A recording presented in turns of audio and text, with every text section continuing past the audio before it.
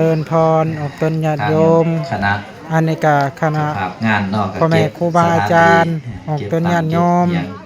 ได้มาร่วมถวายเพลิงฮ้อนหรือว่าสงฆ์การสามเณรพลที่บ้านนาหางแข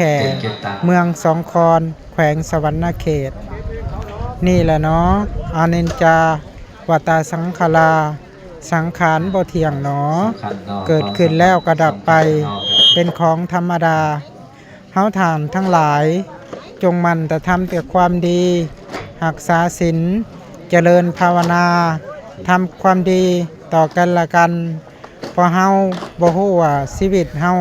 จะนานดนปานใดจังซั่นละเฮาคอยหักแพงกันอย่าเบียดเบียนกันซึ่งกันและกันเลยเปรียบคือศพสามเณรนี้อายุเพียงน้อยๆก็ยังจากโลกนี้ไปเฮา